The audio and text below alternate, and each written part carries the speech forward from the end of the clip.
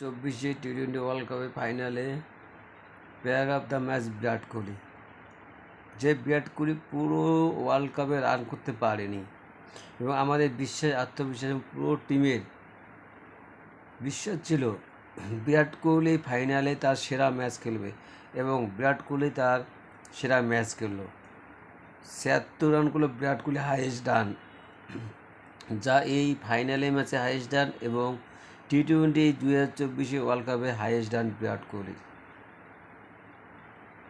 Legend Virat Kohli, king Kohli তাকে কেন বলা হয় সেটা মানুষ কখনো ভুলবে না। বিরাট কোহলিকে বিরাট কোহলি দেখিয়ে দিল যে বড় মাপের প্লেয়ার কাকে বলে, কেন তাকে কিং কোহলি বলা হয়।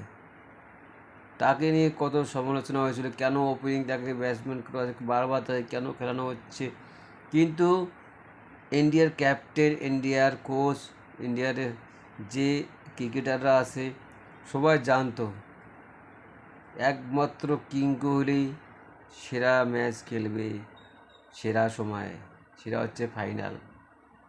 এবং সেটা প্রেস কনফারেন্সে রোহিত শর্মা বলেছিল যে ফাইনাল ম্যাচের জন্য সে তার সেরা ম্যাচটাকে রেখে দিয়েছে এবং আজকে দেখিয়ে দিল তার সেরা ম্যাচ কী।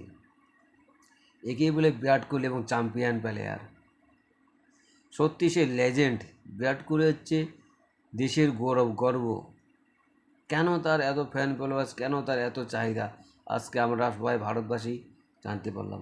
যারা বিরাট কোহলির সম্বন্ধে বলেছিল তাদের মুখে লজ্জা থাকা উচিত। একজন বিশ্বের সেরা প্লেয়ার যার উপরে কাউকে ভাবা যায় না, তাকে নিয়ে কথা বলা বন্ধ করা উচিত। সে একজন চ্যাম্পিয়ন, সে একজন লেজেন্ড, সে একজন সবার সেরা, তার উপরে কোনো প্লেয়ার হয় না। Virat Kohli is the king.